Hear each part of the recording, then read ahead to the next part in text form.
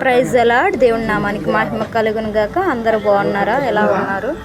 దేవుని కృపలో అందరు బాగున్నారని నమ్మొచ్చు. అందరూ కాబట్టి ఏమంటున్నాడు ఆయన చూడండి ఒకసారి.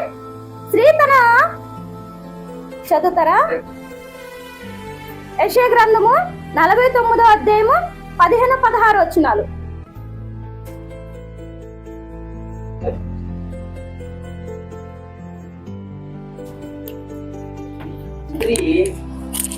చదువుతాం. తన గర్భమున పుట్టిన బిడ్డను కరుణింపకుండా తన చెట్టు పిల్లలను మరచున వారైనా మరుచుదురు గాని నేను నిన్ను మరువను.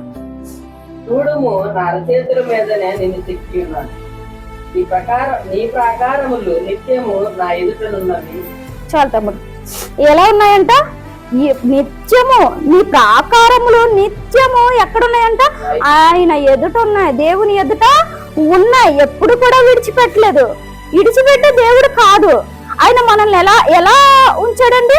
ఒక ఉన్నతమైన స్థానంలో చూడాలనుకుంటున్నాడు, ఒక ఉన్నతమైన స్థితిలో ఉండాలనుకుంటున్నాడు.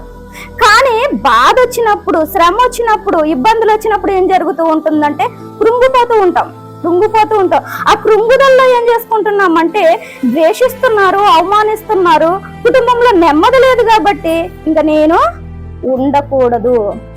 ఉండకూడదు. ఏం చేయాలి? చనిపోవాలి, నా ప్రాణాలనే తీసేసుకోవాలి అనుకుంటూ ఉంటామండి కదా. ఇలాగా బైబిల్ గ్రంథంలో కూడా ద్వేషింపబడిన వారు అనేక మంది ఉన్నారండి. ద్వేషింపబడిన వారు ఉన్నారా? మరి వాళ్ళు ఏమైనా కృంగిపోయారా? కృంగిపోలేదు. ఎవరిపైన ఆధారపడ్డారు? దేవుని పైన ఆధారపడ్డారు. ఎందుకంటే ఆయన మనల్ని ఎలా కొనుక్కున్నాడు? క్రీస్తు రక్తము చేస్తా మనల్ని కొనబడ్డాడు ఆయన. మరి వెలబట్టి కొనబడిన మనము ఎవరి కొరకు బ్రతకాలి? దేవుని కొరకు బ్రతకాలి. కానీ ఎలా బ్రతుకుతున్నాము? తల్లిదండ్రుల కొరకు, బిడ్డల కొరకు, భర్త కొరకు, భార్య కొరకు, కుటుంబం కొరకు, కుటుంబ పరిస్థితుల కొరకు బ్రతుకుతూ ఉన్నాం కదా. కుటుంబ పరిస్థితులు ఉంటాయి, ఎవరికైనా ఉంటాయి. కానీ ఆ పరిస్థితుల నుంచి దేవుళ్ళ నుండి తొలగిపోయేవారుగా ఉండకూడదు, దేవుణ్ణి విడిచిపెట్టేవారుగా ఉండకూడదు. నీ ప్రాణాన్ని ఇచ్చిన దేవుణ్ణి మర్చిపోయి ప్రాణాన్ని విడిచేవారుగా ఉండకూడదండి. ఎలా ఉండాలి? ఆయన కొరకు బ్రతకాలి, ఆయన కొరకు బ్రతికేవారిగా ఉండాలి. బైబిల్ గ్రంథంలో మనం ఒక స్త్రీని చూసినట్లయితే ఆదికాండము 29వ అధ్యాయము 30-33 వచనాలు. ఒకసారి ఆదికాండము 29వ అధ్యాయము చదువుతాము. యాకోబు రాహేలు కూడెను, మరియు అతడు లేయా కంటే రాహేలును బహుగా ప్రేమించి అతనికి మరి 7 ఏళ్ళు కొలువు చేసింది. లేయా ద్వేషింపబడుట యెహోవా చూసి ఆమె గర్భమును తెరిచింది. రాహేలు గొడ్రాలై ఉండెను. లేయా గర్భవతి అయి కుమారుని కని, యెహోవా నా శ్రమను చూసి ఉన్నాడు కనుక నా పెనిమిటి నన్ను ప్రేమించును కదా అనుకొని అతనికి రూబేను అని పేరు పెట్టింది. ఆమె మరలా గర్భవతి అయి కుమారుని కని, నేను ద్వేషింపబడిన సంగతి యెహోవా విన్నాడు గనుక అతను కూడా నాకు దయచేసి అనుకొని అతనికి సిమియోను అని పేరు పెట్టింది. చాలు తమ్ముడు. మనం చూసినట్లయితే యాకోబుకి 2 భార్యలు కదండి. ఇక్కడ రాహేలును చాలా బాగా ప్రేమించాడు.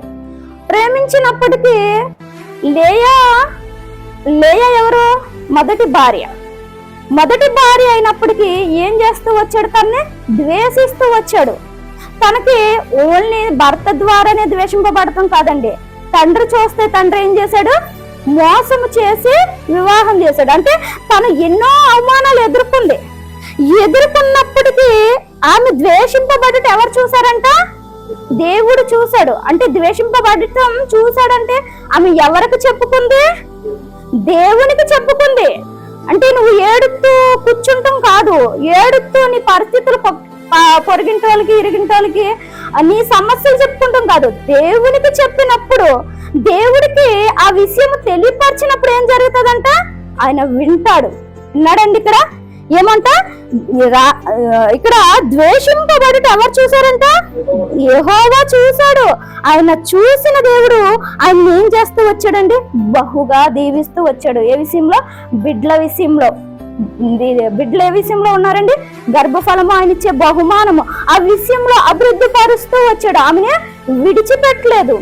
ఆమెను చూస్తూ ఆమె ఎదుగుదల ఎలా ఉందంటే చాలా గొప్పగా ఉందండి. ఆమె నీతిమంతురాల్లాగా మనము ఆ కొత్త నిబంధనలో కూడా ఆమె యొక్క పేరు లిఖింపబడినట్లుగా మనం చూస్తూ ఉంటాం. అంటే ద్వేషింపబడినప్పుడు ఆమె చనిపోవాలనుకుందనుకో, ఒకవేళ నా భర్త ద్వేషించాడే, నా తండ్రి మోసం చేశాడే, నా చెల్లి చూస్తే నాకు వ్యతిరేకంగా ఉందే, ఇంకా ఎందుకు ఇలా బ్రతికేది, నేను చనిపోతే బాగుండు అనుకునేటట్లయితే ఆమె అభివృద్ధి చెందగలదా? ఈ రోజు మనం చెప్పుకోవడానికి ఆమె పేరు ఉండేదా? ఇలాగా లేదు.